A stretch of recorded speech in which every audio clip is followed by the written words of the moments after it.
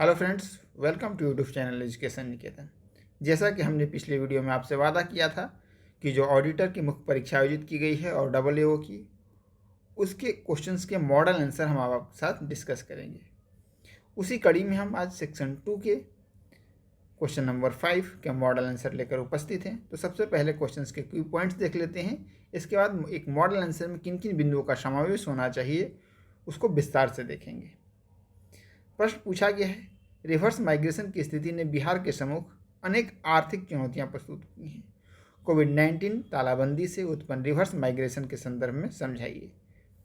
The phenomenon of reverse migration poses a various economic challenges in front of Bihar. Discuss in the context of कोविड-19 lockdown reverse migration. तो सबसे पहले keyword क्या है? Reverse migration. तो इस कीवर्ड को डिफाइन करेंगे। Poses various economic challenges in front of Bihar. इसे विस्तार से इन डिटेल देखेंगे कि क्या क्या इकोनॉमिक चैलेंजेज उत्पन्न हुए हैं बिहार के सामने, और इसका विशेष परिप्रेक्ष्य क्या रखेंगे? लॉकडाउन कोविड-19 के टाइम में। तो सबसे पहले आंसर में रिवर्स माइग्रेशन को डिफाइन करेंगे। तो reverse migration refer to a situation when laborers, workers and people start migrating back to their native place in the backdrop of non-availability of livelihood and job opportunity। तो reverse migration एक ऐसी स्थिति होती है जिसमें मजदूर, कर्मचारी और लोग वापस अपने नेटिव घरों की ओर लौटने लगते हैं, क्योंकि शहरों में नौकरी की जीविकोपार्जन की समस्या उत्पन्न होने लगती है। तो ऐसी स्थिति में जब उनके पास पैसे नहीं होते हैं, जॉब नहीं होता है, तो वो वापस अपने गांव की ओर लौटने लगते हैं। These migrants are over 450 millions who contribute to high growth sectors like constructions, manufacturing and urban services in the urban centers। इनकी संख्या लगभग 450 मिलियंस है, जिनका कि एक बहुत बड़ा योगदान रहता था जब इकोनॉमी चल रही थी लॉकडाउन के पहले। किस सेक्टर में? तो कंस्ट्रक्शंस के सेक्टर में, मैन्युफैक्चरिंग के सेक्टर में और अर्बन सर्विसेज जो प्रोवाइड किए जाते हैं उस सेक्टर में, जैसे कि बार्बर हो गया और भी बहुत सारे लोग होते हैं। इसके बाद कुछ आंकड़ों के साथ, जैसे यूनाइटेड नेशन ने ग्लोबल इकोनॉमी के कितने % डाउन होने के फोरकास्ट किया है, साथ ही साथ इसका भारत पे क्या असर हुआ है पेंडेमिक का, और जो सबसे ज़्यादा माइग्रेंट की समस्या है वो किन राज्यों में है रिवर्स माइग्रेशन की। तो बिहार, यूपी, एमपी, झारखंड, राजस्थान। ठीक है, क्योंकि बेसिकली जो माइग्रेंट्स होते थे सबसे अधिक इन्हीं राज्यों से होते थे। तो रिवर्स माइग्रेशन की जो समस्या है वो इन्हीं राज्यों में सबसे ज़्यादा सामने आई है।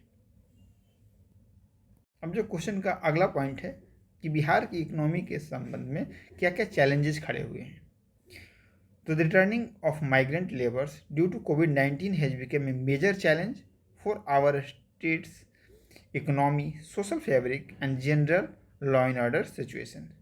3 चीज़ दर्शाई गई है, economy, social fabric and general law and order situation. लेकिन आपको फोकस किस पर करना है? प्रश्न में इकोनॉमी सेक्टर को स्पेशल से मेंशन किया गया है। और देखो, इस चार्ट को अगर आप याद कर लिया आपने तो आपका चैलेंजेज वाला पोर्शन लगभग कंप्लीट हो जाएगा। Challenges due to reverse migration एक एक करके आपको बताते जाते हैं। अनएम्प्लॉयमेंट की समस्या क्या होगी?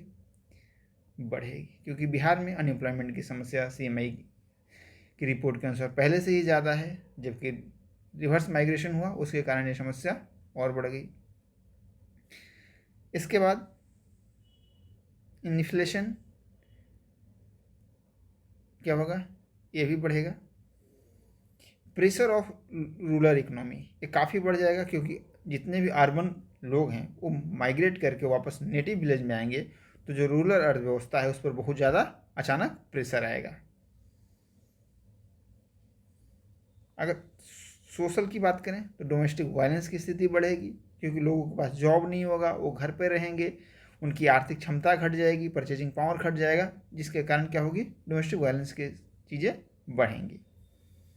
इसके बाद बिहार में जो मजदूर होते थे वो बाहर से पैसा घर भेजते थे, रेमिटेंस टू होम स्टेट क्या हो जाएगा? काफ़ी कम हो जाएगा। और बिहार जैसे राज्य में इसका एक महत्वपूर्ण योगदान रहता है अर्थव्यवस्था में। इकोनॉमिक आउटपुट घट जाएगा, ग्रोथ घटेगा। फूड इनसिक्योरिटी क्या हो जाएगी, ज़्यादा बढ़ जाएगी, क्योंकि अचानक जितनी डिमांड और सप्लाई है उस हिसाब से अचानक चूँकि माइग्रेंट्स वापस आएंगे नेटिव विलेज में, तो डिमांड काफ़ी बढ़ जाएगा और उतनी डिमांड को फुलफ़िल करने के लिए उतना जल्दी सप्लाई जनरेट करना बेहद मुश्किल काम होता है। इसके बाद छुपी हुई बेरोजगारी बढ़ जाएगी, क्योंकि जिस कृषि कार्य को पहले 5 व्यक्ति करते थे उसी कृषि कार्य में 8 से 9 व्यक्ति लग जाएंगे, क्योंकि उनके पास दूसरा कोई रोजगार नहीं होगा। तो इससे क्या होगा, लोगों को लगेगा कि वो काम कर रहे हैं, लेकिन बेसिकली क्या हो जाएगी, डिस्गाइज इन एम्प्लॉयमेंट हो जाएगा इन एग्रीकल्चर सेक्टर। इसके बाद गवर्नमेंट स्पेंडिंग्स बढ़ जाएगी, फूड पे, वाटर सप्लाई पे, सैनिटेशन पे। अब चूंकि कोविड से संबंधित प्रश्न पूछा गया था, तो इससे अगर एक और पक्ष देखें तो स्प्रेड के चांसेस भी कोविड पेंडेमिक के बढ़ रहे थे, क्योंकि माइग्रेंट्स इधर से उधर ट्रैवल कर रहे थे। लॉ एंड ऑर्डर की समस्या उत्पन्न होगी, पुलिस रिक्वायरमेंट अधिक बढ़ानी पड़ेगी। तो अगर आप चैलेंजेस को इतने डाइवर्सिफाइड रूप में लिखते हैं और हर के बारे में अगर कुछ पॉइंट्स डाल देते हैं आप, तो मुझे लगता है कि चैलेंजेस वाला पोर्शन आपका कंप्लीट हो जाएगा, क्योंकि आपके पास चैलेंजेस में कम से कम 10 पॉइंट हो गए।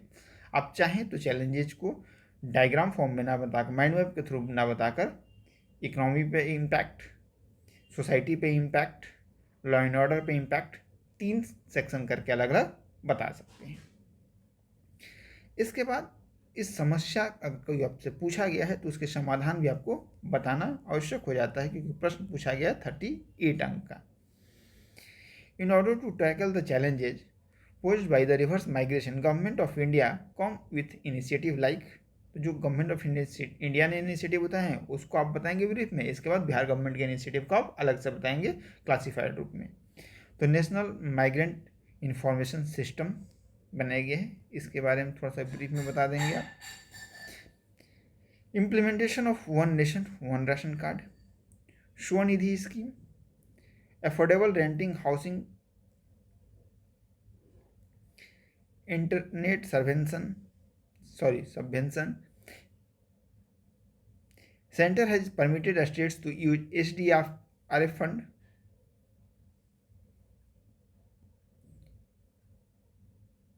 Additional 40,000 crore was allocated to MNREGA. अब इन सारी योजनाओं को चलाने के बाद भी despite of these measures economic opportunity was not meeting the requirement. Hence, government launched प्रधानमंत्री गरीब Kalyan Yojana from Khagaria district of Bihar. Prime minister गरीब कल्याण रोजगार योजना emphasized in 125 days of working in total 116 districts, including 27 educational districts covering 25 government schemes, which will be benefit 67 lakh migrant workers. Bihar has 32 identified districts, including 12 educational districts. Hence, it will generate demand, reduce poverty, increase in employment, and it also encourage coordination between union and state and local government, pursuing the spirit of cooperative federalism. इसके बाद Bihar government की जो initiative है उसको भी आप बताएंगे कि one time cash transfer of 1000 to migrant through the direct benefit scheme. Bihar government running 10 food centres in Delhi to help migrants from Bihar. तो उस तरीके के जब कोविड लॉकडाउन चल रहा था तो बिहार गवर्नमेंट ने क्या क्या इनिशिएटिव उठाए थे, उन इनिशिएटिव्स का आप उल्लेख इसमें कर सकते हैं विस्तार से। कोविड-19 स्पेशल ग्रांट स्कीम, जीविका। इसके बाद कुछ इनोवेटिव मेथड्स भी आप बता सकते हैं, ठीक है। और चाहें तो 3 जो SDG टारगेट्स हैं उन 3 SDG टारगेट्स का भी आप उल्लेख कर सकते हैं। और सबसे ज़्यादा अगर 3 न भी याद हो तो पहला टारगेट आप जरूर यूज कीजिएगा SDG 1 नो पॉवर्टी या एलिमिनेशन ऑफ पॉवर्टी। तो अगर आप एक उत्तर में इतने पॉइंट्स डालते हैं और प्रेजेंटेशन को आप सही रखते हैं, क्लासिफिकेशन को सही रखते हैं, तो आपको आराम से 20 अंक तक मिल सकते हैं, 20 से 22 अंक। और 20 से 22 अंक स्टैंडर्ड होता है। अगर आपको लगता है कि 28 अंक या 29 अंक मिलते हों तो ऐसे रेयर और रेयरेस्ट केस में ही होता होगा, सामान्य नहीं होता है। सामान्यतः एक अच्छे उत्तर को 23 या 24 अंक तक ही मिल पाते हैं।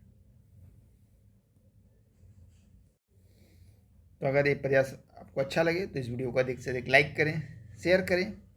आप भी इस तरीके से आंसर लिखना चाहते हैं, टेस्ट सीरीज से जुड़ना चाहते हैं, तो हमारी नई टेस्ट सीरीज 10 नवंबर से शुरू हो रही है,